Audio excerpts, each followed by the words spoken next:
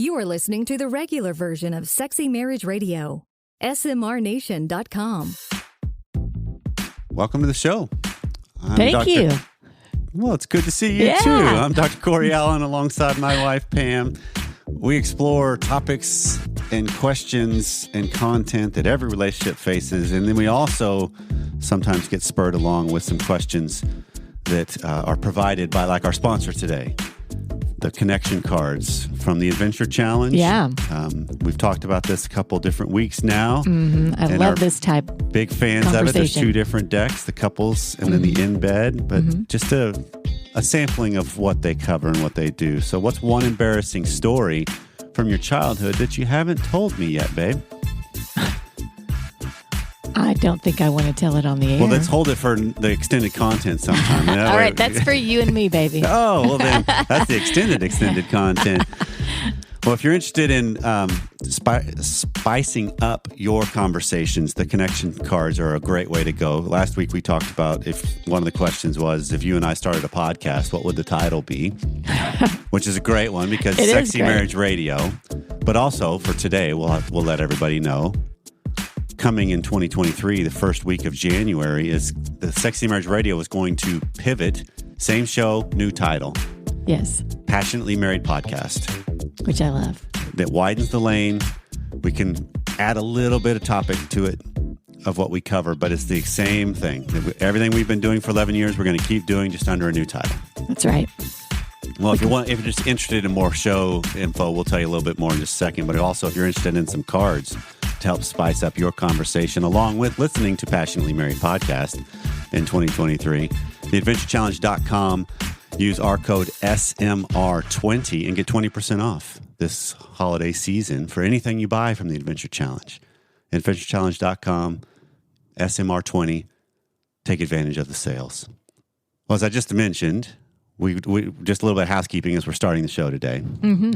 We are making a change, and we've talked about this, kind of set it up. The extended content people know already because that's what last week's episode was. And the extended content, just kind of talking about the rationale and what this is all about. But we are making just a pivot. I mean, I love the idea of it's the same show.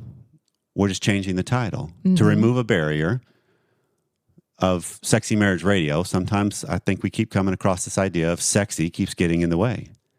Of some people, it does. Yeah. So we want to increase the likelihood of sharing, likelihood of some people are, I don't know. I had a coworker who's thought, well, is it just a Dr. Ruth show? No, it's about being better people, right?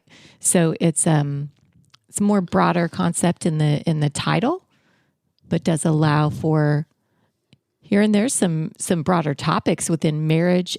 There's always the high desire, low desire, though, right? The concepts are the same. So we're really looking forward to what this is going to do for the future. Right. And this is just a breathing new life, a new year. Let's kind of come at it from a different way, because I think, to me, I love passionately and married. They're both action words. Yes, they are. And I think that's what creates so much better energy, connection, intimacy, sex, everything. When I can bring myself into it, it's choice.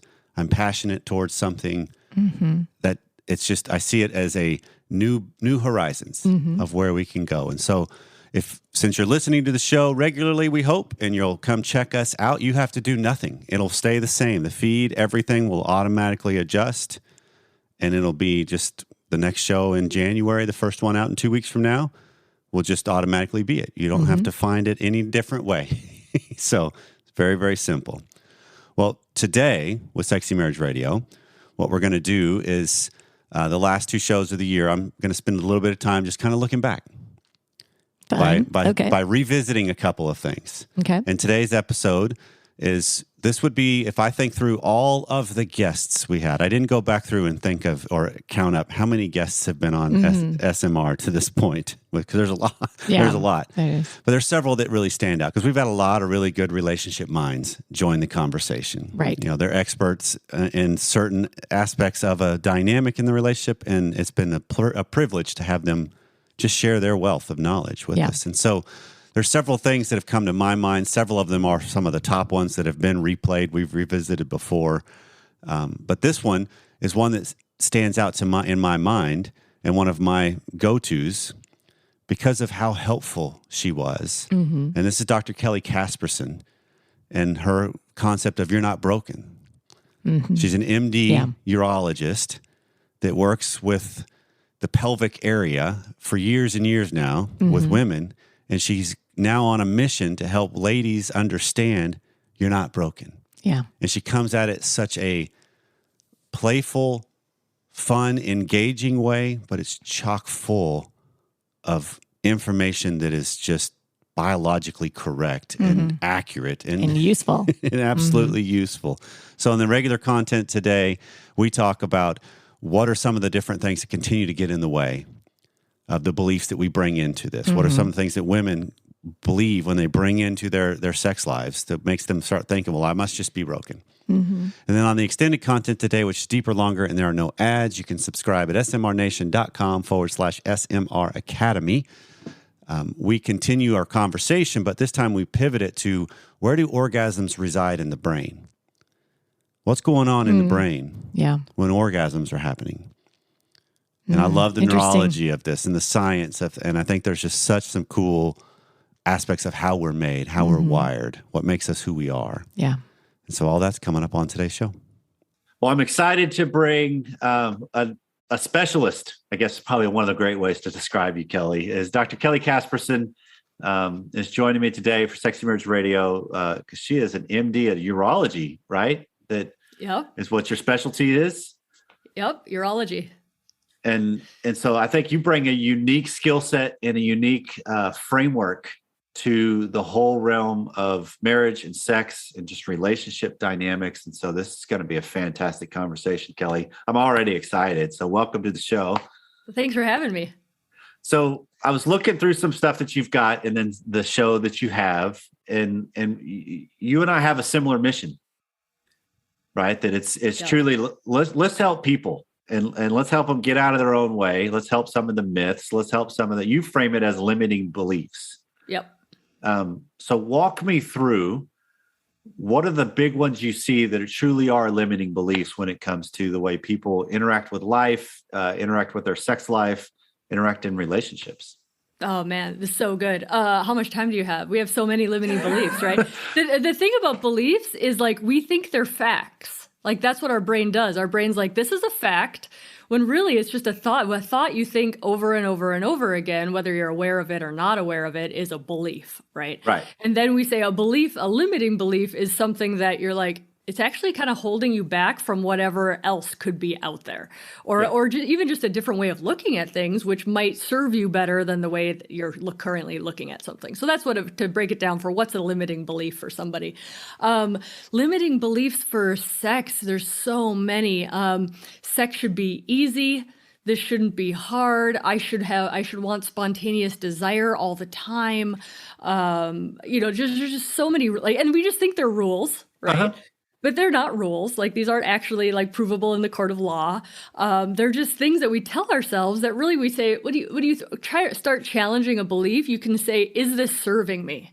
Right? Is a nice way to kind of just judge that belief of like, is it serving me to think like, I don't want sex and I don't like sex and sex is difficult and like all that stuff is like, oh, maybe it's not serving you. What's a different way of thinking about it? And it's a leap for some people to be like, I can't just start thinking sex is fun, right? It's not believable yet. Right. But a thought, what we call bridge thoughts, is I'm learning to explore sex in a different way.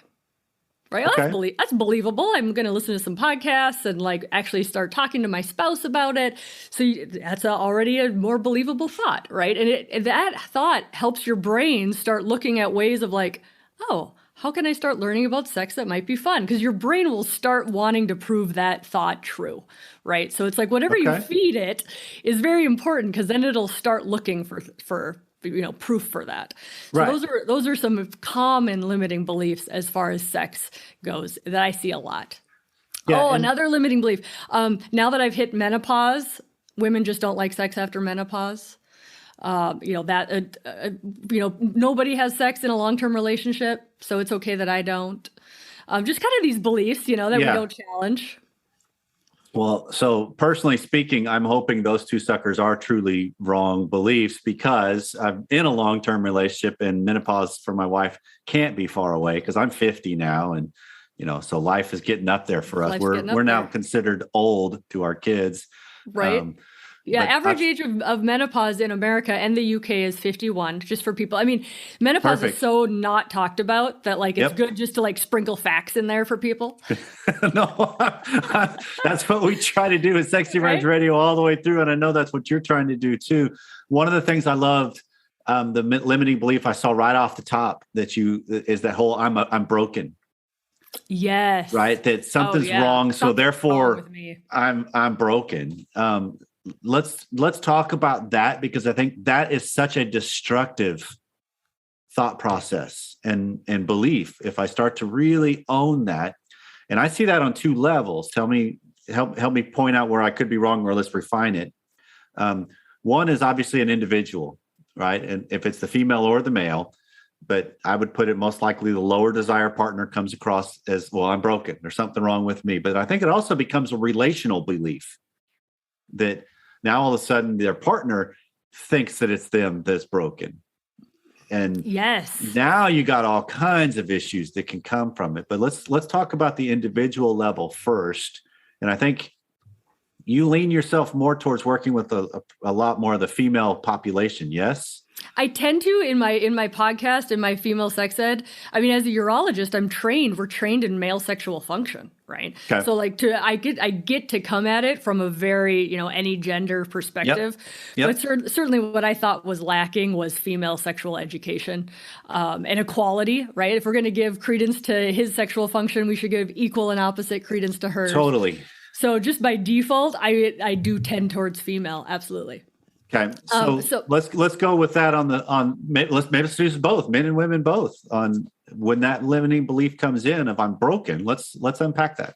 Yeah. So when we'll say she feels broken, right? That limiting belief prevents you. Like I said, the brain tries to justify those thoughts, right? So if you're broken, you might not be looking at ways that you aren't broken. Right? Even that simple thing of I'm actually really great as a mom. I'm actually really great as a partner. I love my feet. Whatever else, you're not doing all of the things where you're there's actually so much of you that's not broken. Number one, I would argue nobody's inherently broken. I think we are all worthy as we are without changing anything. Yep. So my belief is nobody's broken.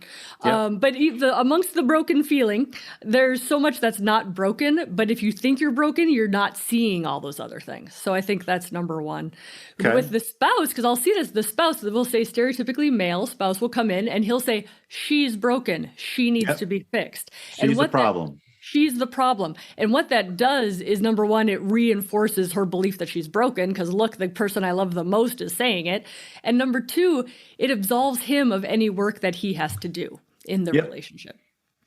Yeah. And that's where it starts to become so convoluted, if you will, because, Sexy Marriage Radio has a history of, I love it. Some of my favorite listeners are the ones that have reached out to me saying, hey, I found you and I started listening because I needed my spouse fixed, because that's a lot of the reason why people reach out for help is, fix my spouse. That'll make my life and plot of life a whole lot better. And then I would hear from them after a couple of weeks of listening, I hated you because you wouldn't do anything about the spouse. You were only making me deal with me. And beautiful. Duh, that's what the whole point is. Mission accomplished. Exactly. But I love what you just said on the idea of the brain will kind of look for reasons to make it true, if you will, of if I have this belief of I'm broken, then now all of a sudden it becomes this self-fulfilling prophecy of, yep, see, that didn't work. That just confirms the fact that I'm broken. It doesn't work. And rather than, okay, how do you slow that down? How do you challenge that belief? How do you look at the other areas like you're describing? And it really can round out your experience of, wait, I could learn in this. I am capable of this because I've even proved it out maybe way, way back in the past, but I have proved it. So what's changed? And it's just kind of all at that level of just discussing a dynamic inside you changes everything, right? Yeah, it's really poking. I like to say I like to poke holes in thoughts, right? Of like, you get to let the sunshine in or the water run through or something, then is like all these thoughts which we take as facts. And then we're like, is it actually serving us? And with the whole broken thing is like, what are you not experiencing or going after in life because of your belief that you're broken? Right. And it's like, the sky's the limit once you figure out like, oh, I'm as worthy as anybody else is of X, Y, and Z. Let's go for it. So how do you then transition the person that's talking about that? They're listening to this and thinking, okay, I resonate with this. This is something I tell myself. What's my first step? Today's episode of Sexy Marriage Radio is sponsored by BetterHelp. There are many times in life where I think we all might wish, I know I do, that life had a user's manual. It would make it a whole lot easier if you just knew what you should do, the decisions you should make, the relationships maybe you should lean into, the conversations you should start to make things go even deeper. Well, life doesn't come with a manual. So when it's not working for you, it's easy to feel stuck. And any of the life challenges that we have can really make us feel unsure, whether it's a career change, a new relationship, becoming a parent. That's where therapists come in. They're trained to help you figure out the cause of challenging emotions and learn productive coping skills, which makes therapy the closest thing to a guided tour of the complex engine called you. Well, BetterHelp has connected over 3 million people with licensed therapists. It's convenient and it's accessible everywhere. It's 100% online. And I know throughout the course of my life and relationships, I would not be where I am today without the help of some good therapy. So as the world's largest therapy service, BetterHelp has helped over 3 million people. It's 100% online. They have licensed, vetted therapists, and it's affordable. You fill out a brief questionnaire, they match you with a therapist. If things aren't clicking, you can easily switch to a new one. Couldn't be simpler. No waiting rooms, no traffic, no endless searching for the right therapist. You can learn more and save 10% off your first month at betterhelp.com/SMR. That's betterhelp.com/SMR. And as I've always said, this is one therapist recommending other therapists to help you navigate life better. I think the first step is just question the thought, right? Of like, is it absolutely true? And that's what all the big thought leaders do with like the mindfulness and the awareness of like, just realize it's a thought even, right? Of like, is it provable in the court of law? No. Okay, it's a thought and it's not a fact. And then you can start just questioning it. It's just seeing it as a thought, right? And realizing like, I'm really hanging on to this thought. And you can just start playing with it of like, where did it come from? Oh, well, it turns out that my second grade teacher called me a smartass in front of the entire class. And ever since then, I won't speak up because I'm super afraid of the second grade, right? And you're like, these thoughts aren't even ours sometimes. They get put in there by other people. And then you can start like letting in the light, letting the water drain out and like start playing with it. Because again, making that leap from like, I'm not broken to I'm amazing is like that people don't do that. If people did that, it'd probably be a different world. But so we just have to start like, poking holes in the thought, seeing where that thought came from, seeing how it might not be true, seeing if the opposite might be true. So you just really start playing with your thoughts. Okay. And then I think you add that second question you had earlier of, is this serving me? Is this something that's providing a lot of value or life or vibrancy or anything to my experience? Because if I can take a curious stance like you're describing, I change everything rather than I'm all of a sudden immediately judgmental and buying it. Totally. And for the sex, if I feel broken in my sexual relationship, is that serving our relationship for me to just feel broken? Like, is that accomplishing anything? Well, no, it's just kind of allowing me to sit in this, pit of despair. So realizing it's not actually serving my relationship for me to feel broken. So now what can we do about that? Right. And so then let's pivot it to the relationship dynamic, because you are talking about the idea that, a spouse comes in thinking, well, fix them. That's my issue is them. That I love the fact that when I get a chance to work with couples and one of them really gets it and they up their game in a sense, and they really start questioning some things, it usually freaks the other partner out, because then it's suddenly like, wait. Now there's more required of me. Now there's what my role in this has been is starting to become more seen and obvious. And I don't know if I like this as much, which then that's still limiting beliefs on their side. Oh yeah, definitely. And I think again, stereotypically, because that's how we have to summarize things. But stereotypically, the male or the higher desire person just wants the other person's desire to be brought up, right? And when you really start questioning that higher desire person, you're like, are you providing sex that they're actually interested in? Right.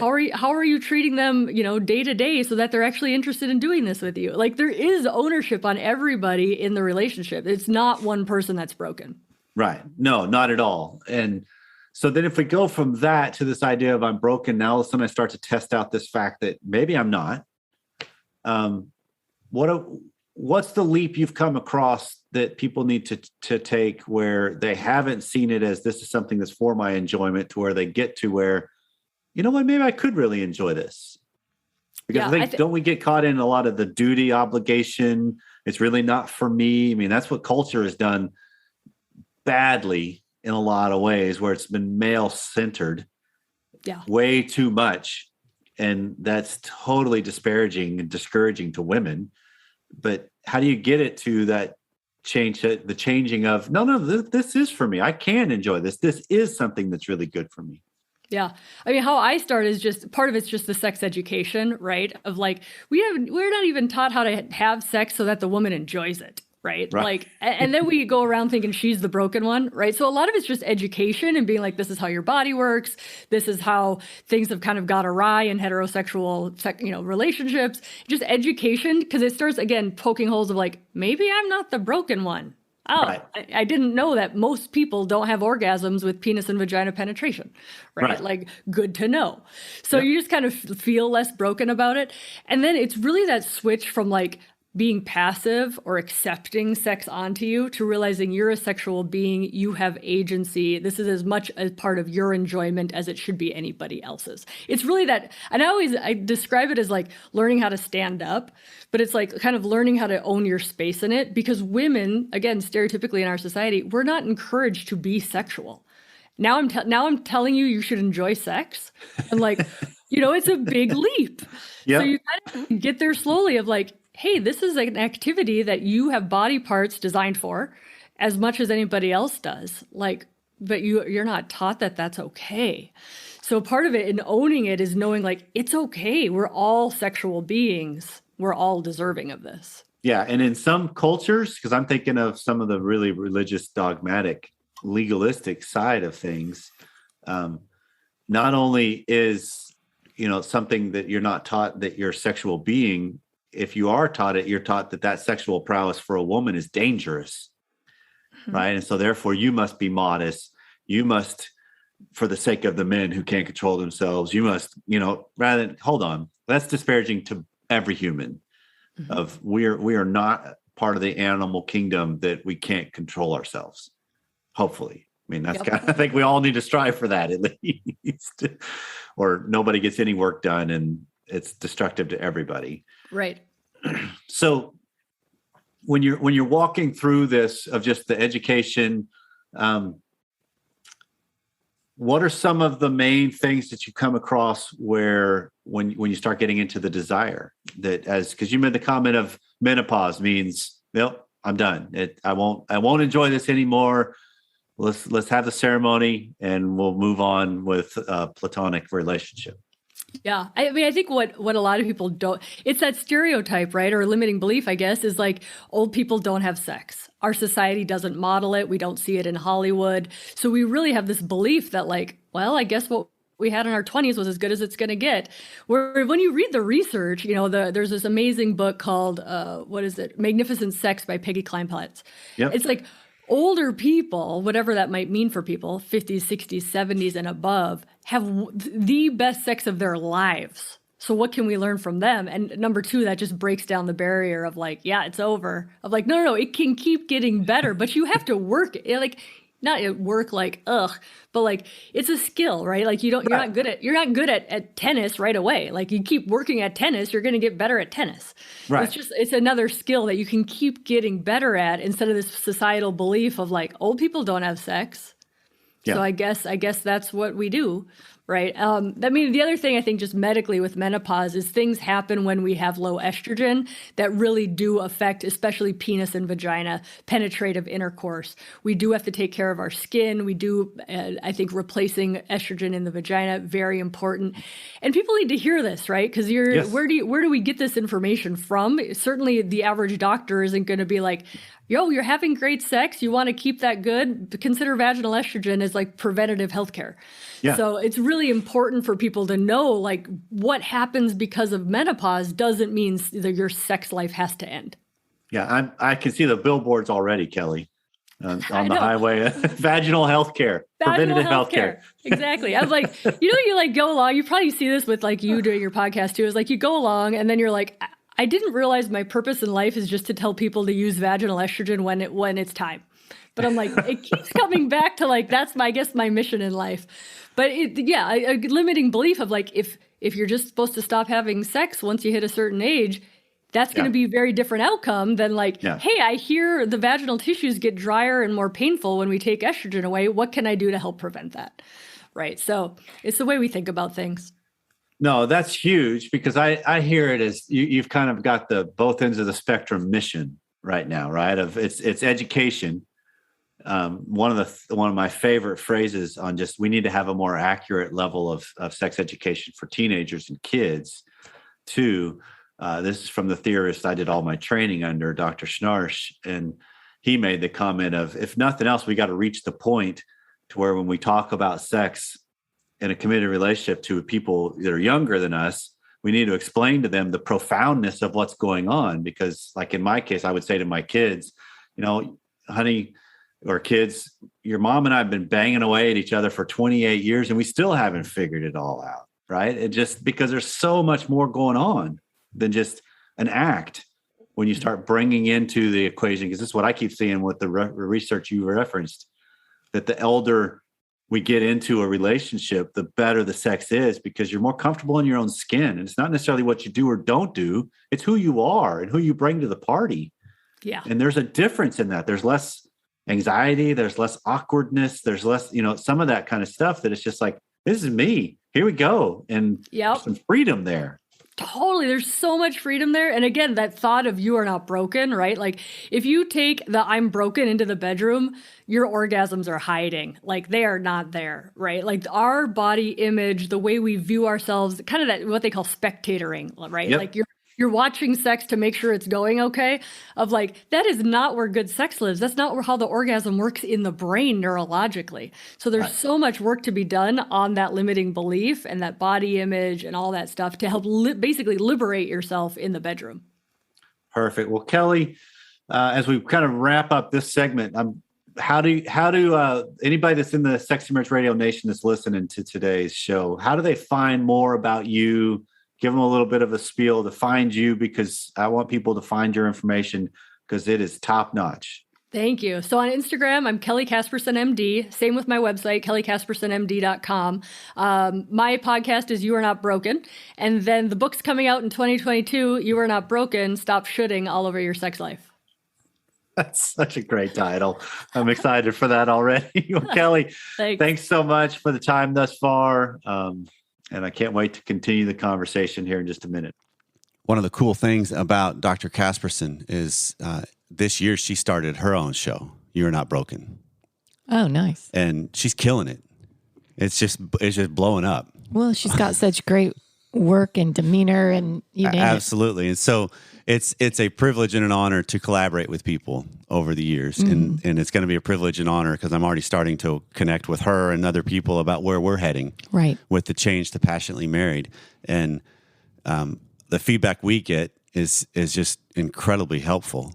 Of everybody's like, I love that idea. I think that's a great move. Mm-hmm. So this is such an exciting moment because as we start winding down a year, it's one of those I think everybody kind of looks at what's the new beginnings, what's next. Yeah. What do we do this next year? I mean, you and I have had this conversation some about what's coming up, the schedule and the plans, not just professionally, but family and maritally. Mm-hmm. So we're just at personal request, join us going into 2023 and stay with the nation to continue to grow and enhance your relationship and your life and your connections and just be more passionately married. The world needs that. Absolutely, they do. Well, if you like the show, you can help us out by rating and reviewing us on Apple Podcasts, Spotify, or however you listen. Your comments help us spread the word and help other people find the show so that we can help them frame their conversations and spark some things in their lives Transcripts are available on each of the show's pages at smrnation.com. All our advertisers' deals and discount codes are also available on each of the episode's pages at smrnation.com. Please consider supporting those who support the show. The greatest compliment you can give us is to share the shows with those you care about this holiday season. And on that note, Pam and I wish you a wonderful and happy Merry Christmas time with you and your family and your spouse, and safe travels wherever you are in the world as you celebrate some time together. May it be blessed. Thanks for listening. We'll see you next time.